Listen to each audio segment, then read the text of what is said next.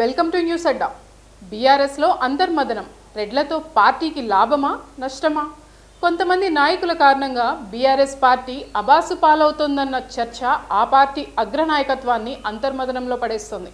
అందరూ బాగానే ఉన్నా కొందరు చేస్తున్న అతి కారణంగా పార్టీని తీవ్ర ఇబ్బందుల్లో పడేస్తున్న పరిస్థితి కనిపిస్తుంది.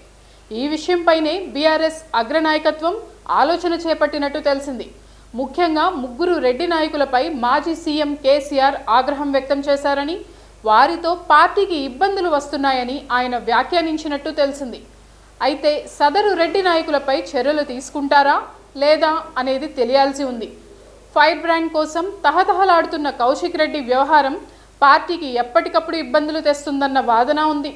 గత 2023 ఎన్నికల్లో హుజూరాబాద్ నుంచి విజయం దక్కించుకున్న కౌశిక్ రెడ్డి నియోజకవర్గంలో కంటే కూడా హైదరాబాద్లోనే ఎక్కువగా ఉంటున్నారు. పైగా ప్రజలకు చేరువ అవ్వాలని అధినేత చెప్తే ఆయన వివాదాలకు చేరువ అవుతుండడం, తరచుగా పోలీసులు కేసులతో తీరిక లేకుండా వ్యవహరిస్తుండడం వంటివి కేసీఆర్కు నచ్చలేదని అంటున్నారు. హుజూరాబాద్లో మళ్లీ ఈటెల రాజేందర్ వర్గం పుంజుకుంటుందని తెలిసి కేసీఆర్ కౌశిక్ రెడ్డిపై ఆగ్రహం వ్యక్తం చేస్తున్నారు. తాండూరు మాజీ ఎమ్మెల్యే, ఆర్థికంగా బలంగా ఉన్న రోహిత్ రెడ్డి ఇటీవల తన ఫామ్ హౌస్లో డ్రగ్స్ కేసులో చిక్కుకున్నారు. అయితే ఆది నుంచి కేసీఆర్కు చనువుగా ఉన్న నాయకుడిగా ఆయన పేరు తెచ్చుకున్నారు. గతంలో బీజేపీ తమ పార్టీ ఎమ్మెల్యేలను కొనుగోలు చేసేందుకు ప్రయత్నించినప్పుడు రోహిత్ ద్వారానే కేసీఆర్ కథ నడిపించారు. అయితే ఈ వ్యవహారాన్ని తనకు అనుకూలంగా మార్చుకున్న రోహిత్ రెడ్డి పార్టీ నిబంధనలకు వ్యతిరేకంగా పనిచేస్తూ డ్రగ్స్ వంటి కేసుల్లో చిక్కుకొని పార్టీని ఇబ్బందులకు గురి చేస్తున్నారన్నది కేసీఆర్ మాట. ఈయనపై తక్షణ చర్యలు తీసుకోవాలని కొందరు నాయకులు కోరుతున్న విషయంపై కేసీఆర్ దృష్టి పెట్టారు. ప్రస్తుతం ఎమ్మెల్యేగా ఉన్నారు.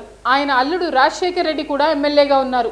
కానీ వీరి ఫ్యామిలీలో బీజేపీ వాసన వస్తుండడం, మల్లారెడ్డి కోడలు నేరుగా ఆన్లైన్ ఛానళ్లకు ఇంటర్వ్యూలు ఇస్తూ ప్రధాని మోడీని, బీజేపీ విధానాలను మెచ్చుకోవడం, తాను మోడీ ఫేవర్ అని ప్రకటించడం వంటివి కేసీఆర్కు సుతరాము నచ్చడం లేదు.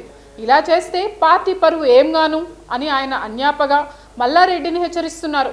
ప్రస్తుతం ఉన్న పరిస్థితుల్లో కేసీఆర్తో చెడితే మల్లారెడ్డి పార్టీ మారేందుకు రెడీగా ఉన్నారన్న అంచనాలు వస్తున్న నేపథ్యంలో కేసీఆర్కు ఏం చేయాలన్న దానిపై మింగుడు పడడం లేదని పరిశీలకులు చెప్తున్నారు.